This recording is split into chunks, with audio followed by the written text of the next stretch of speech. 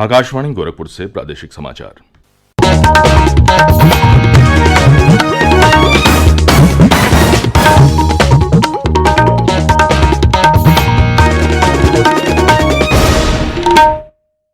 नमस्कार, समाचार बुलेटिन के साथ मैं विकास राय।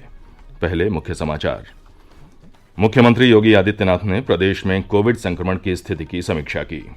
रविवार की प्रदेशव्यापी साप्ताहिक बंदी को समाप्त करने का लिया निर्णय। कोविड संक्रमण को नियंत्रित करने में राज्य सरकार की रणनीति हो रही है कारगर। पिछले 36 घंटों में मिले कोरोना के केवल 26 नए मामले। केंद्रीय वित्त मंत्री निर्मला सीतारमण आज लखनऊ में उभरते सितारे फंड और मिशन शक्ति के तीसरे संस्करण की करेंगी शुरुआत। और औषधि महानियंत्रक ने जायडस कैडिला के कोविड रोधी टीके के आपातकालीन इस्तेमाल की दी मंजूरी।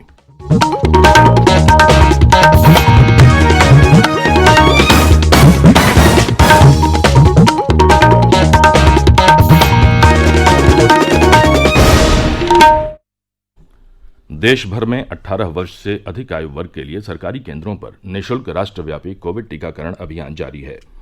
युवाओं से आग्रह है कि कोविड से बचाव का टीका लगवाएं और अन्य लोगों को भी इसके लिए प्रोत्साहित करें। जब तक जरूरी न हो घर से बाहर न निकलें और सुरक्षा के 3 सरल उपायों का पालन करें। मास्क लगाएं, 2 गज की सुरक्षित दूरी बनाए रखें, हाथ और चेहरा साफ रखें। कोविड संबंधी जानकारी और मार्गदर्शन के लिए राष्ट्रीय हेल्पलाइन नंबर 011-23-978-046 और 1075 पर संपर्क करें। और अब समाचार विस्तार से। मुख्यमंत्री योगी आदित्यनाथ ने कहा है कि कोविड संक्रमण को नियंत्रित करने में राज्य सरकार की रणनीति कारगर सिद्ध हो रही है, जिसके परिणाम स्वरूप कोरोना के प्रसार पर प्रभावी अंकुश लगा है। इसके दृष्टिगत राज्य सरकार द्वारा रविवार की प्रदेशव्यापी साप्ताहिक बंदी को समाप्त करने का निर्णय लिया गया है। अब कोरोना काल से पूर्व की भांति सभी बाजारों, उद्योगों और कारखानों में साप्ताहिक बंदी निर्धारित दिवस पर लागू की जाएगी। उन्होंने कोविड संक्रमण से बचाव और उपचार की व्यवस्थाओं को निरंतर सुदृढ़ रखने के निर्देश दिए हैं। मुख्यमंत्री कल लखनऊ में एक उच्च स्तरीय बैठक में प्रदेश में कोविड-19 की स्थिति की समीक्षा कर रहे थे। अपर मुख्य सचिव गृह अवनीश कुमार अवस्थी ने बताया कि प्रदेश में रात्रिकालीन कर्फ्यू रात्रि 10 बजे से प्रातः 6 बजे तक पूर्व की भांति जारी रहेगा। बाजारों में दुकानदार और ग्राहक मास्क पहनने, 2 गज की दूरी और सैनिटाइजेशन का पूरी तरह से पालन करेंगे। उन्होंने बताया कि सभी बाजारों की पूर्व में निर्धारित साप्ताहिक बंदी नियत दिवस पर लागू रहेगी। बैठक के दौरान मुख्यमंत्री ने कहा कि कुछ जनपदों में डेंगू के मरीजों की पुष्टि हुई है।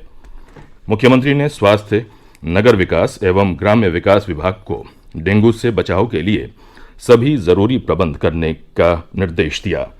साथ ही कहा कि लोगों को डेंगू से बचाव के संबंध में जागरूक किया जाए। मुख्यमंत्री ने बाढ़, अतिवृष्टि से प्रभावित जनपदों में राहत सामग्री समय से उपलब्ध कराने के निर्देश दिए। उन्होंने कहा कि नदियों के जलस्तर की निरंतर मॉनिटरिंग की जाए। एनडीआरएफ, एसडीआरएफ और आपदा प्रबंधन टीमों को हमेशा सक्रिय रखा जाए। प्रदेश ने कोविड टेस्टिंग में नया कीर्तिमान स्थापित किया है। उत्तर प्रदेश देश में 7 करोड़ से अधिक कोविड टेस्ट करने वाला इकलौता राज्य है। अपर मुख्य सचिव चिकित्सा एवं स्वास्थ्य अमित मोहन प्रसाद ने बताया कि राज्य में अब तक 7,61,69,980 कोविड नमूनों की जांच की गई है। प्रतिदिन 2.5 लाख से अधिक कोविड टेस्ट किए जा रहे हैं। उन्होंने बताया कि प्रदेश में अब 408 कोरोना के सक्रिय मामले हैं। कल 26 नए मरीजों की पुष्टि हुई है। इस दौरान 23 मरीज स्वस्थ हुए हैं। अब तक 16,85,800 से अधिक लोग स्वस्थ हो गए हैं। श्री प्रसाद ने बताया कि प्रदेश के 15 जनपद कोविड संक्रमण से मुक्त हो गए हैं। उन्होंने बताया कि अब तक 6 करोड़ 24 लाख से अधिक कोविड टीके की खुराक लगाई जा चुकी है। मुख्यमंत्री योगी आदित्यनाथ ने कल लखनऊ में उनके सरकारी आवास पर ब्रिटेन के उच्चायुक्त एलेक्स एलिस से शिष्टाचार भेंट की। इस अवसर पर ब्रिटेन और भारत विशेष रूप से उत्तर प्रदेश के मध्य संबंधों को और प्रगाढ़ करने के संबंध में विचार विमर्श किया गया। मुख्यमंत्री ने कहा कि भारत और ब्रिटेन के सुदृढ़ संबंध हैं। उन्होंने कहा कि स्वास्थ्य, रक्षा उत्पादन, शिक्षा, पर्यावरण तथा एमएसएमई विशेष रूप से स्थानीय हस्तशिल्प के क्षेत्रों में उत्तर प्रदेश और ब्रिटेन के बीच निवेश और कारोबारी गतिविधियों को बढ़ाया जा सकता है। ब्रिटेन के निवेशकों को प्रदेश में निवेश के लिए आमंत्रित करते हुए उन्होंने कहा कि यहाँ औद्योगिक और व्यावसायिक गतिविधियों को संचालित करने की असीम संभावनाएं मौजूद हैं। Ease of doing business ranking में प्रदेश का देश में दूसरा स्थान है। उच्चायुक्त ने बालिका शिक्षा को प्रोत्साहित करने तथा महिलाओं के स्वावलंबन और सशक्तिकरण की दिशा में प्रदेश सरकार के प्रयासों की सराहना की।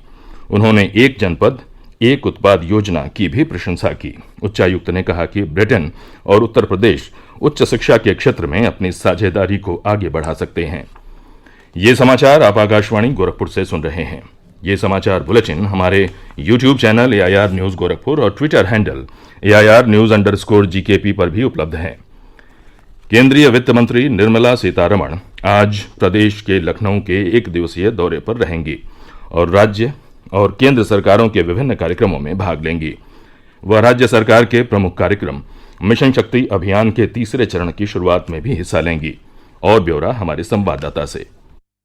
केंद्रीय वित्त मंत्री निर्मला सीतारमण सबसे पहले पूर्वान्ह में प्रदेश सरकार की महिलाओं की सुरक्षा, सम्मान और स्वावलंबन के उद्देश्य वाली मिशन शक्ति योजना के तीसरे चरण का शुभारंभ करेंगी। इसके अंतर्गत कन्या सुमंगला योजना के द्वारा 1.5 लाख से अधिक बालिकाएं लाभान्वित होंगी। इस अवसर पर वीरांगना अवंतीबाई बटालियन कोर्टयार्ड का भी शिलान्यास किया जाएगा।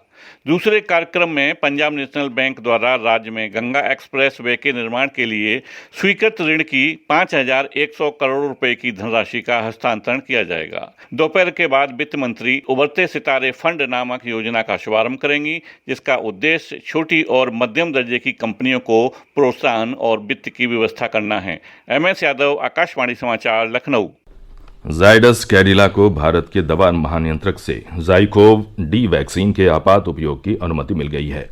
विज्ञान और प्रौद्योगिकी मंत्रालय के बयान में कहा गया है कि यह विश्व की पहली और भारत की स्वदेश में विकसित DNA आधारित कोविड की वैक्सीन है, जो बच्चों और 12 वर्ष और इससे अधिक आयु के वयस्कों को दी जाएगी। इसे मिशन कोविड सुरक्षा के अंतर्गत जैव प्रौद्योगिकी विभाग के साथ भागीदारी में विकसित किया गया है और जैव प्रौद्योगिकी उद्योग अनुसंधान सहायता परिषद BIRAC ने कार्यान्वित किया है। 3 खुराक की यह वैक्सीन दिए जाने के बाद SARS-CoV-2 वायरस में स्पाइक प्रोटीन बनाती है और प्रतिरोधक प्रभाव उत्पन्न करती है, जिससे कोविड बीमारी और वायरल क्लियरेंस के रोकथाम में मदद मिलती है। प्लग एंड प्ले प्रौद्योगिकी पर आधारित प्लाज्मिड DNA प्लेटफॉर्म वायरस के विभिन्न स्वरूपों से आसानी से निपट सकता है। मंत्रालय ने बताया कि 28,000 से अधिक लोगों पर किए गए नैदानिक परीक्षण के अंतरिम परिणामों से RT-PCR लक्षण वाले पॉजिटिव मामलों के लिए 66.6% प्राथमिक प्रभावशीलता का पता चला है। इस वैक्सीन के लिए भारत में अब तक का सबसे बड़ा परीक्षण किया गया है। इस वैक्सीन ने पहले किए गए चरण 1 और चरण 2 के नैदानिक परीक्षण में मजबूत प्रतिरक्षा जनत्व और सही तथा सुरक्षा प्रदर्शित की है। चरण 1, 2 और 3 के नैदानिक परीक्षण की निगरानी स्वतंत्र डेटा सुरक्षा मॉनिटरिंग बोर्ड ने की है। केंद्रीय विधि एवं न्याय राज्य मंत्री प्रोफेसर SP सिंह बघेल ने कहा है कि जन आशीर्वाद यात्रा के माध्यम से पार्टी की नीतियों, सिद्धांतों के साथ केंद्र और राज्य सरकार की जन कल्याणकारी योजनाओं के बारे में जनता को बताया जा रहा है। श्री बघेल मंत्री बनने के बाद पहली बार आगरा आगमन पर जन आशीर्वाद यात्रा निकाले जाने के बाद पत्रकारों से वार्ता कर रहे थे। उन्होंने कहा कि जन आशीर्वाद यात्रा के दौरान यहाँ की जनता ने भरपूर समर्थन दिया है। इससे पहले यमुना एक्सप्रेस वे पर खंदौली टोल प्लाजा से शुरू हुई जन आशीर्वाद यात्रा विभिन्न क्षेत्रों से होती हुई उनके निवास स्थान पर पहुंचकर संपन्न हुई। और अंत में मुख्य समाचार एक बार फिर सुन लीजिए। मुख्यमंत्री योगी आदित्यनाथ ने प्रदेश में कोविड संक्रमण की स्थिति की समीक्षा की। रविवार की प्रदेशव्यापी साप्ताहिक बंदी को समाप्त करने का लिया निर्णय। कोविड संक्रमण को नियंत्रित करने में राज्य सरकार की रणनीति हो रही है कारगर। पिछले 36 घंटों में मिले कोरोना के केवल 26 नए मामले।